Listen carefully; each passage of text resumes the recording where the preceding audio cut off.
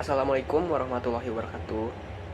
Kali ini kami akan memperkenalkan Social Media Campaign Competition tahun 2023 yang beranggotakan saya Muhammad Sultan dan dua rekan saya. Di sini ada Saya Sansaniken Trimarena Hidayat dengan NIM 2020410106. Ya, perkenalkan nama saya Rian Wijaya dengan NIM 2020410097. dan juga yang terhormat untuk dosen pengampu internet marketing kepada Ibu Resa, Ibu Senda, Pak Dedi Damudi, dan Pak Tupagus. Kami mengucapkan banyak terima kasih. Selanjutnya kami akan memperkenalkan ide bisnis kami, yaitu Millennium Estate.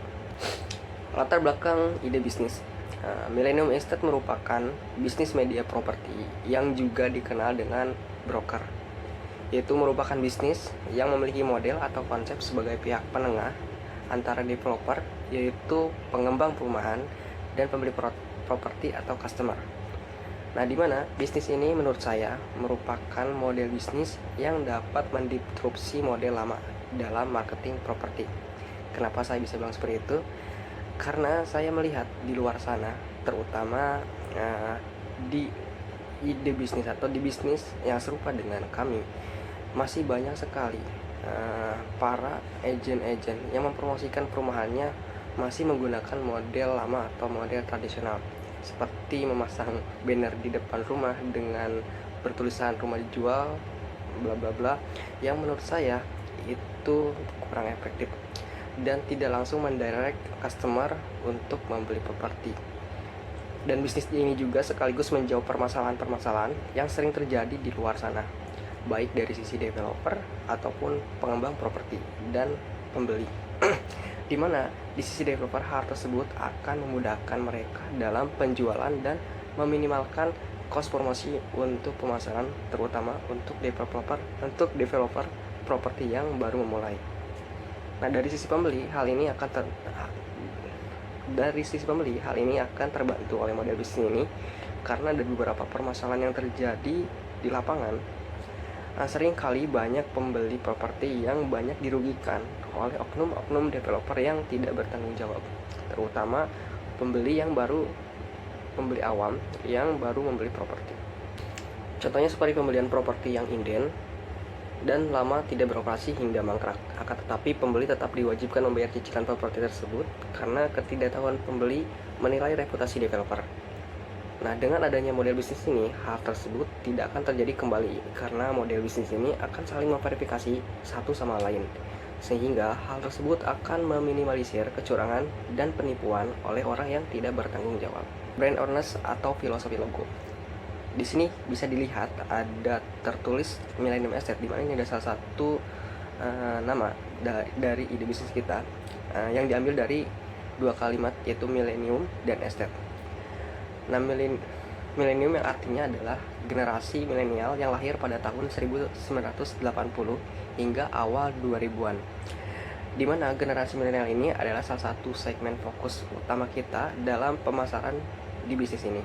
Sedangkan estate diambil dari kalimat real estate yang artinya mengacu kepada sebidang tanah, rumah, gedung, dan lain-lain. Lalu ada juga gambar rumah. Ini menunjukkan ide bisnis kita bergerak di sektor jual dan beli rumah. Dan juga ada angka tahun 2003. Ini adalah tahun dimana kita memulai ide bisnis ini. Dan juga tercantum tagline, yaitu konsultan properti. Artinya kami di sini tidak hanya sekedar menjual rumah saja, akan tetapi kami menjadi konsultan atau sebagai penasihat untuk klien kami yang awam di bidang ini. Lalu pada background logo ini berwarna putih, yang artinya kami bersih dan netral, tidak berpihak kepada siapapun. Maksudnya kita tidak berpihak pada developer ataupun customer. Analisis SWOT. Strength dalam ide bisnis ini, yang pertama, memiliki hubungan baik dengan developer kredibel sehingga customer bisa dijamin dengan kualitas dan servis produknya. Dan lalu kedua, hak kepemilikan tanah yang jelas. Tentu dengan kita memiliki relasi dengan developer kredibel itu akan akan menjamin customer dalam hal hak kepemilikan tanahnya. Lalu ada weakness dari bisnis ini adalah anggota agen yang sedikit sehingga aktivitas pemasaran belum produktif. Lalu kedua ada prosedur pengurusan kredit kepemilikan rumah atau KPR terbilang cukup kompleks. Ada juga opportunity, di dalamnya banyak developer di era saat ini, peluang untuk menjual rumah terbuka lebar. Lalu kedua, masih banyaknya kalangan milenial yang belum memiliki rumah. Hal ini menjadi salah satu kesempatan bagi kami. Lalu terakhir, pesaing yang semakin banyak, daya tawar properti yang tinggi. Lalu yang terakhir, pesaing yang baru berpotensi. Selanjutnya dari aspek hukum. Aspek hukum atau legalitas badan hukum pada bisnis ini tentu saja diwajibkan telah memiliki izin pada lembaga pemerintahan, karena hal tersebut menjadi salah satu syarat untuk bisnis ini bisa berjalan. Kalau nggak ada itu, maka bisnis ini akan sulit beroperasi dan sulit juga untuk menjalin kerjasama dengan banyak developer. Salah satunya memiliki legalitas badan hukum seperti Badan Hukum PT atau perseroan terbatas dan sertifikat AREBI atau Asosiasi Real Estate Broker Indonesia. Berikutnya ada STP dari perusahaan ini atau segmenting, targeting, dan positioning. Untuk segmentingnya difokuskan kepada generasi milenial dan penduduk Jabodetabek. Untuk targetingnya ini untuk pasangan yang sedang mencari properti atau pembeli awam yang baru membeli properti pertama kali. Untuk positioning, yaitu usaha kami ini memiliki beberapa cabang di pusat kota sehingga sangat mudah ditemukan untuk konsultasi atau bertanya-tanya mengenai properti. Selanjutnya dari segi marketing mix, yang pertama ada promotion dari agensi kami atau perusahaan kami ini dapat menggunakan project gathering dan mengikuti acara pameran properti. Yang berikutnya ada place. Perusahaan atau agensi kami ini memiliki kantor cabang di beberapa kota pusat untuk alat komunikasi dengan calon pembeli. Untuk produknya kami berfokus pada perumahan saja gitu. Dan price-nya, harganya itu di bawah 1 miliar. Lalu berikutnya ada aspek keuangan dalam segi modal. Dalam aspek keuangan, pada model bisnis ini terbilang sangat murah untuk awal memulainya, karena tidak terlalu membutuhkan modal yang cukup besar pada model bisnis ini. Yang utama dalam penganggaran bisnis ini, yang pertama adalah transportasi. Menjadi salah satu hal yang paling diperlukan untuk kita bisa bertemu dengan developer atau calon pembeli nantinya. Jika tidak ada, bisa menggunakan alat transportasi umum. Lalu kedua, dibutuhkan juga kamera atau smartphone untuk mengambil foto dan video. Hal ini dibutuhkan untuk membuat konten yang nantinya menjadi alat promosi. Selain itu, smartphone sangat diperlukan juga untuk alat komunikasi dengan pihak developer dan calon pembeli. Lalu terakhir, diperlukan laptop. Laptop diperlukan untuk alat editing konten dan juga alat untuk mempresentasikan produk yang akan dijual pada calon pembeli. Jika tidak ada, bisa menggunakan smartphone.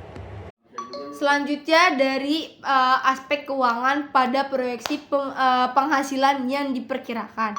Nah, pada bisnis ini kita terdapat 3 sumber pendapatan. Yang pertama itu dari endorsement. Sebagai bisnis media untuk pemasaran, terkadang ada beberapa developer yang ingin bekerja sama untuk mempromosikan propertinya. Yang kedua itu dari penghasilan yang kita dapatkan ketika terjadinya penjualan. Hal tersebut sering disebut dengan komisi fee. Biasanya dalam bentuk presentasi itu kayak 1-3%. Nah, tergantung kerjasama dengan pihak developernya. Nah, yang terakhir, yang ketiga itu ada kita dapat pendapatan dari closing fee. Nah, penghasilan yang didapatkan ketika deal transaksi, penghasilan tersebut umumnya diberikan oleh developer sebagai bonus.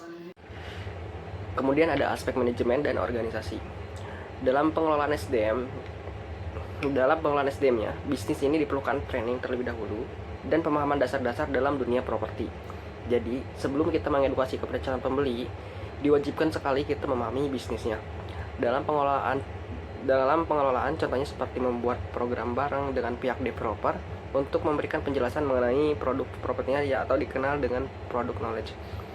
Lalu dalam organisasi internal bisa dibuatkan meeting seminggu sekali untuk mengevaluasi kinerja. Lalu ada aspek pemasaran. Aspek pemasaran pada bisnis ini tentu memiliki dampak positif. Karena dengan bisnis ini akan memiliki dampak positif membuka lowongan pekerjaan. Selain itu, dari pihak developer akan terbantu dalam penjualannya, sehingga developer bisa berkembang dan membuat proyek kembali, dan itu pun akan membuka banyak lowongan pekerjaan bagi pihak developer. Dari pembeli akan terbantu mendapatkan rumah impian, di mana rumah adalah salah satu komponen kebutuhan primer atau pokok yang semua orang membutuhkan hal tersebut. Kenapa sih kita memakai Instagram dan TikTok? Karena Instagram dan TikTok aplikasi yang paling banyak penggunanya. Nah, karena banyak pengguna, kita akan mendapatkan brand awareness. Usaha kita atau brand kita banyak dikenal oleh orang-orang di luar sana, terutama itu dari TikTok dan Instagram. Nah, jadi kita mempunyai peluang pembeli karena brand kita dikenal. Tapi ada alasannya. Kalau kita sering berinteraksi dengan pengguna, kayak kita sering mengupload kontennya menarik, kita menjawab pertanyaan dari penggunanya kalau ada yang bertanya. Nah, selanjutnya itu karena kita tidak perlu mengeluarkan modal. Karena cuman kita bermodal mengedit video atau memfoto-foto video dan mengupload ke Instagram ataupun TikTok. Nah, sekian dari kelompok kami mengenai penjelasan usaha yang telah kita buat. Kurang lebihnya mohon maaf apabila ada perkataan yang salah. Wassalamualaikum warahmatullahi wabarakatuh.